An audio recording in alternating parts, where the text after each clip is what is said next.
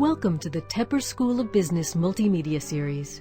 For more information on the Tepper School at Carnegie Mellon, please visit us at www.tepper.cmu.edu/multimedia. And now, here's your selected video.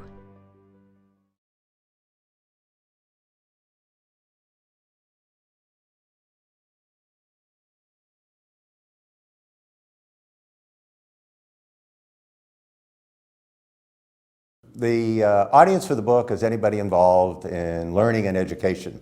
So that's a pretty broad group of people. The book itself focuses on higher education. So that would mean colleges, universities, but actually anybody really involved in questions of education and learning will find value from the book. So industry has a huge investment in training.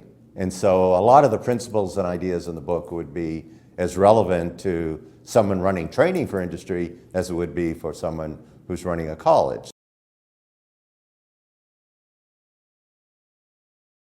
The book has a theory portion and has a practice portion. So the theory portion is about what organizational learning contracts mean. It's about how do you measure them, and more important, it's about the results. So if you have strong organizational learning contracts, what difference does it make? What is its effectiveness?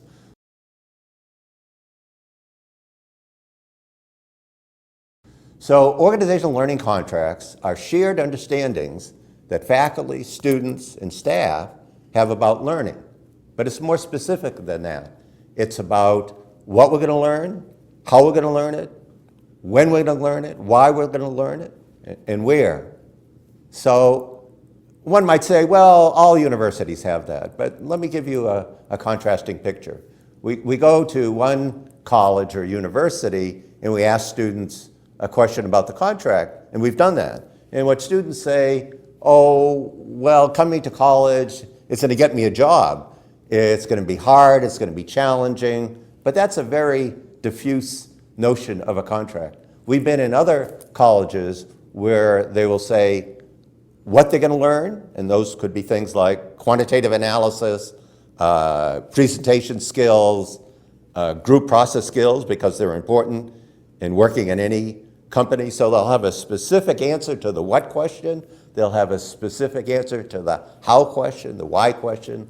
So there's a difference between a strong contract, which is very explicit, and people know what and where and how they're going to learn, versus the first example I gave you, which was very diffuse.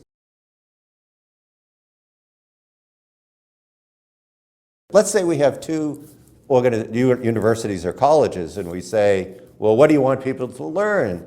And they'll say, oh, presentation skills are important because when you go to work, you need to be able to communicate effectively.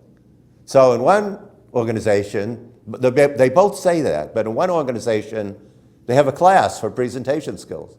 In the other organization, they have a class for presentation skills, but they have 5 to 10 specific instances where people will practice presentation skills in very different classes. And every time they do it, it's going to be measured what they do. They're going to get feedback in terms of how well they're doing.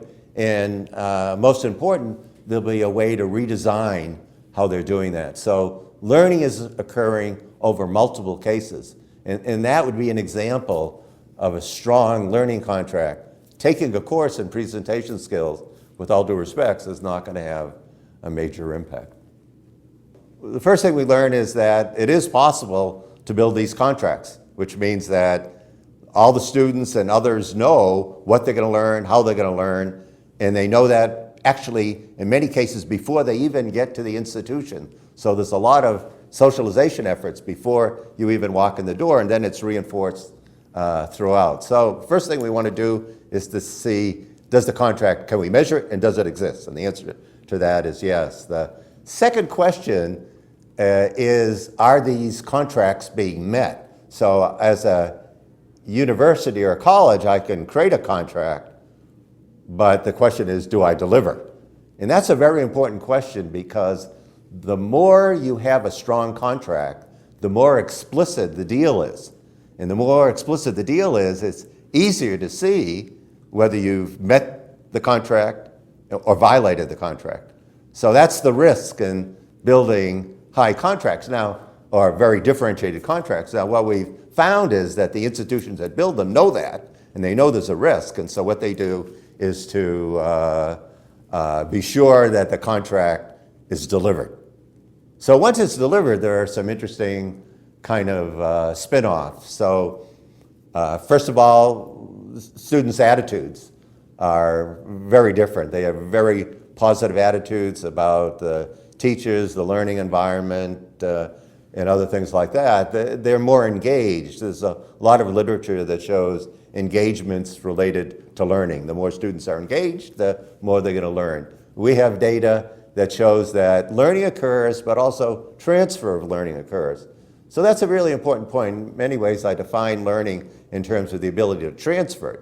So there's a difference between learning in college and using it in college, than going to industry as an intern and taking some of the things you've learned and transferring them. So there's evidence that people with strong contracts are more able to transfer what they've learned to a setting. So that's a benefit to the students, also a benefit to the company.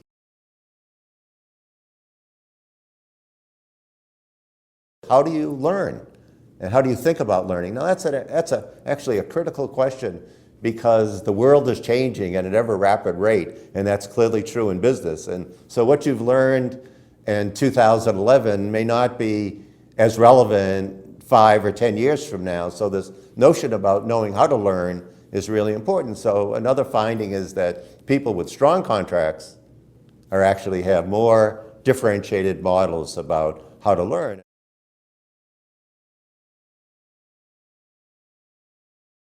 There are some important ideas in the book that I think are relevant, and one of the basic challenges in any of the developing economies outside the US is the supply of well-trained people who can make industry work.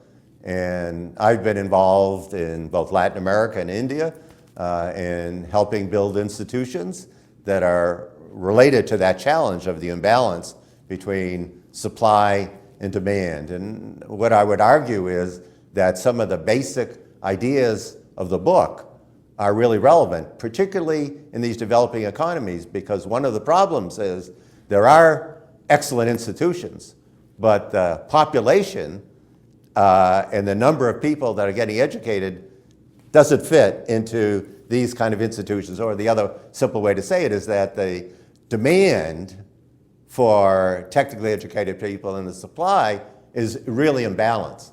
And so what's going to happen, and I've actually seen it happening, is you're going to see new educational institutions in these developing economies coming up and becoming important players in the educational market. And so from my perspective, and I'm involved in 2 or 3 of these in different countries, is that the book is a powerful guide. It's a useful guide. If you have the opportunity to design a new university, you don't just want to copy what other people have done with other universities. You want to ask the fundamental question, if I have an opportunity to design a new institution, how am I going to do it differently? The book addresses that.